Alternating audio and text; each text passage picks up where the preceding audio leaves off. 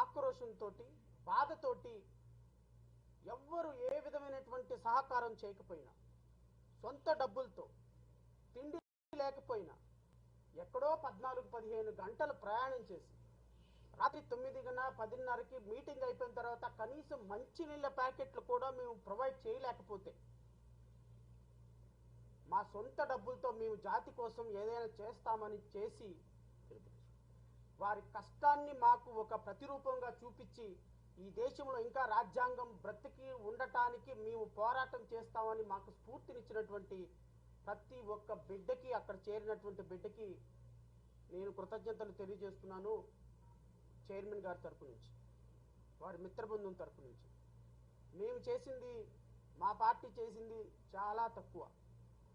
ఏదో శ్రీరాముడు ఒక బ్రిడ్జి కడుతుంటే దానికి ఒక ఉడత సహాయం లాగా చేశాను తప్ప నిజమైనటువంటి సహకారం దేవి ప్రసాద్ గారి భుజాల మీద ఎత్తుకున్నటువంటి సంకల్పం, వారి మిత్రులు చూపించినటువంటి చొరవ, ప్రతి ఒక్క సైనికుడు లాగా పనిచేసినటువంటి ప్రజలు, అంబేద్కర్ వారసులు నిన్న సభ విజయవంతం అవటానికి ప్రధాన కారణమని నేను వ్యక్తిగతంగా భావిస్తున్నా. ఇలాంటి సభలు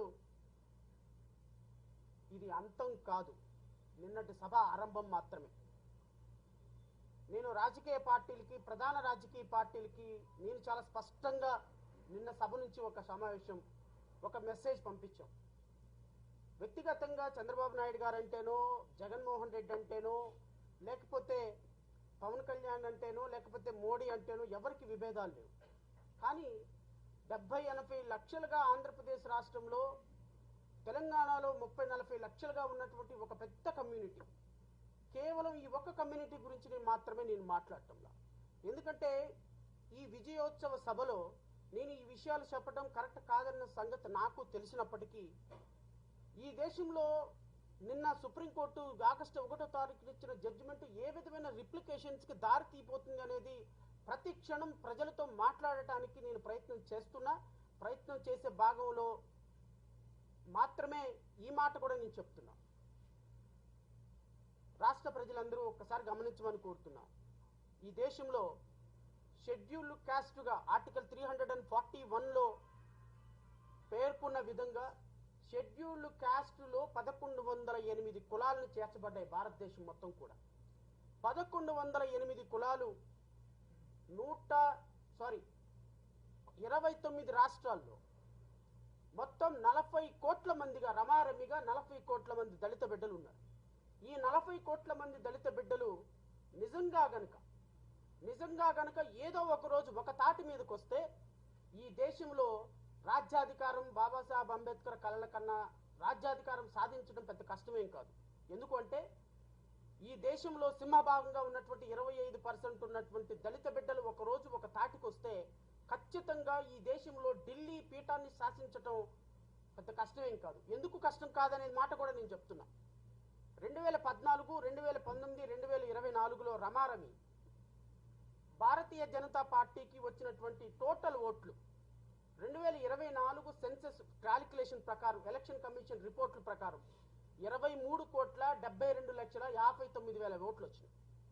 240 కాన్స్టిట్యున్సీలకి ఈ దేశంలో ప్రధానమంత్రి పీఠం అధిరోహించినటువంటి నరేంద్ర మోడీకి వచ్చిన ఓట్లు, Bharatiya Janata party and align గ్రూప్కి వచ్చినటువంటి ఓట్లు 23 కోట్ల మంది. 23 కోట్ల మంది ఓట్లేస్తే ప్రధానమంత్రి పీఠంలో కూర్చున్నారు.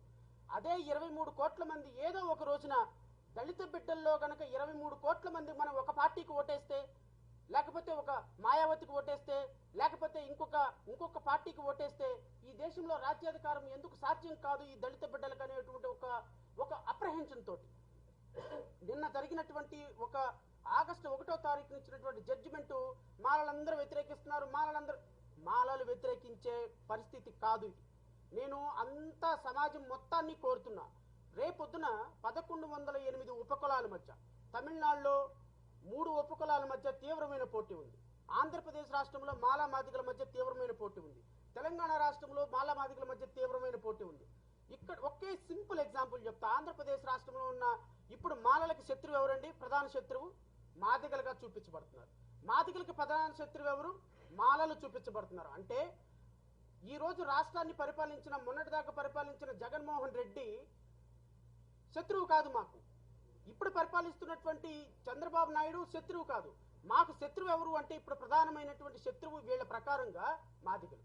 మాదిగ సోదరులకు శత్రువులు ఎవరంటే మేము. అంటే మాలలకి మాదిగలకి శత్రువులుగా చేసి కమ్మారెడ్డి సోదరులు అనే వాళ్ళు శత్రువులు కాదు అని ఎలిమినేట్ చేసి భారతదేశం మొత్తంలో ఈవెన్ తెలంగాణలో కూడా అదే పరిస్థితి. రెండు కులాల మధ్య ఈవెన్ చెన్నై తమిళనాడులో అదే పరిస్థితి, ఉత్తరప్రదేశ్లో అదే పరిస్థితి, మధ్యప్రదేశ్లో అదే పరిస్థితి, కేరళలో అదే పరిస్థితి, కర్ణాటకలో అదే పరిస్థితి. ఇలా రాష్ట్రాల్లో ఉన్నటువంటి ఉపకులాల మొత్తాన్ని కూడా విభజించేసేసి వీళ్ళు కొట్టుకుని చచ్చిపోయేటట్టుగా దేశంలో ఇంక ఎప్పటికీ రాజ్యాధికారం సాధించకుండా 40 కోట్ల మంది ప్రజలని 400 విభాగాలుగా విభజించినటువంటి అత్యంత దుర్మార్గకరమైనటువంటి జడ్జిమెంట్ ఈ జడ్జిమెంట్. ఇప్పుడు చెప్పండి, ఇది ఒక మాలలకే ఇబ్బందా లేకపోతే బాబాసాహెబ్ కలల కన్నా రాజ్యాధికారానికి ఇబ్బందా? ఈ రాజ్యాధికారాన్ని సాధించాలి అంటే అందరూ ఒకటిగా ఉండాలని రిజర్వేషన్ పెడితే ఆ రిజర్వేషన్ మీ ఇష్టం వచ్చినట్టు పప్పు బెల్లాల్లాగా పంచుకోవచ్చని సుప్రీంకోర్టు చెప్తే ఒక భారతీయ జనతా పార్టీకి సంబంధించినటువంటి ఒక ప్రధానమంత్రి ఒక ఉపకులానికి సంబంధించినటువంటి మీటింగ్ హైదరాబాద్లో పెడితే ఢిల్లీ నుంచి పరిగెత్తుకుంటూ అక్కడికి వచ్చి కూర్చొని పక్కన కూర్చోబెట్టుకొని వాటేసుకొని ఓదార్చినటువంటి చరిత్ర ఇంకో పోరాటానికి ఉందా? ఎందుకు అంటే మందకృష్ణ మాదిగ అనేటువంటి ఒక వ్యక్తిని అడ్డం పెట్టుకొని ఈ దేశంలో దళితులు రాజ్యాధికారానికి రాకుండా మోడీ పన్నిన పన్నాగమే సుప్రీంకోర్టు జడ్జిమెంట్ ద్వారా ఈ దేశ చరిత్రని మార్చడానికి అవకాశం ఉన్నటువంటి ఒక దుర్మార్గకరమైనటువంటి జడ్జిమెంట్ గా నేను అభివర్ణిస్తున్నా. ఖచ్చితంగా చూసే ప్రజలు కూడా దీన్ని అప్రిషియేట్ చేయండి. ఈరోజు ఎస్సీలకే వచ్చింది, కానీ ఈ జడ్జిమెంట్ ద్వారా ఆర్టికల్ 341 ప్రకారం అవకాశం లేనప్పుడు ఆర్టికల్ 342 ప్రకారం ట్రైబల్ పీపుల్ కూడా రేపొద్దున ఈ బాధ వర్తిస్తుంది.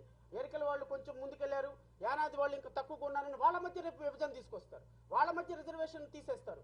సో మాలకి మాదిగకి 59 ఉపకులాలకే కాదు, భారతదేశంలో ఉన్న 1108 ఉపకులాలకి ట్రైబల్ పీపుల్ కూడా రేపొద్దున ఈ జడ్జిమెంట్ అనేది ఒక స్థిరాఘాతం కాబోతుంది అని ఒక మెసేజ్ ఇవ్వటం కోసమే మేము చేస్తున్నటువంటి ప్రయత్నం, ప్రసాద్ గారు చేస్తున్నటువంటి ప్రయత్నం.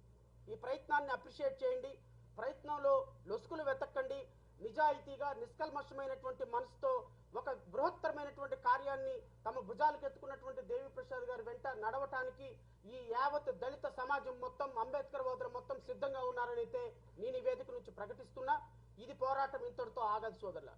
నేను ముఖ్యమంత్రి చంద్రబాబు నాయుడికి, ప్రతిపక్ష నాయకులు జగన్మోహన్ రెడ్డికి, ఈ దేశంలో ఈ రాష్ట్రంలో ఉప ముఖ్యమంత్రిగా ఉన్న పవన్ కళ్యాణ్కి, ఈ దేశాన్ని పరిపాలిస్తున్న నరేంద్ర మోడీకి చెప్తున్నా, 80 లక్షలుగా ఉన్నటువంటి ఉపకులంలో ఒక మాల సామాజిక వర్గాన్ని మీరు అవమానిస్తున్నారు.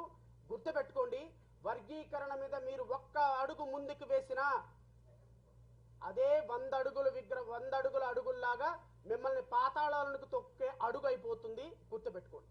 ఈ రాష్ట్రంలో, తెలంగాణ రాష్ట్రంలో మాల సామాజిక వర్గం అనే మాత్రమే కాదు, దళిత బిడ్డలు కన్నెర్ర చేస్తే మీరు పారిపోయే రోజు ఒక రోజు వస్తుంది. ఈ పోరాటం ఇంతటితో ఆగదు. ఖచ్చితంగా దేవి ప్రసాద్ గారి నాయకత్వంలో ఢిల్లీ స్థాయిలో అన్ని జాతీయ పార్టీలను కలుపుకొని అతి త్వరలో ఒక రౌండ్ టేబుల్ కాన్ఫరెన్స్ ఏర్పాటు చేసి దేశం స్థాయిలో దేశం మొత్తం మా వైపు చూసే విధంగా, మేము చెప్పే ఆర్గ్యుమెంట్ ని వినే విధంగా, ఒక ఇంటలెక్చువల్ కమ్యూనిటీ ఏ విధంగా ఆలోచిస్తుంది, రాజ్యాంగం ఏ విధంగా విచ్ఛిన్నం అయిపోతుందని ఖచ్చితంగా వారిని సంప్రదించిన తర్వాత ఢిల్లీ స్థాయిలో ఆజాద్ని పిలుస్తాం, అంబేద్కర్ మనవడిని పిలుస్తాం, కలిసి వచ్చే అతువులు పార్టీ వాళ్ళని పిలుస్తాం. ప్రతి ఒక్కరిని అందరినీ ఏకం చేసి ఢిల్లీలో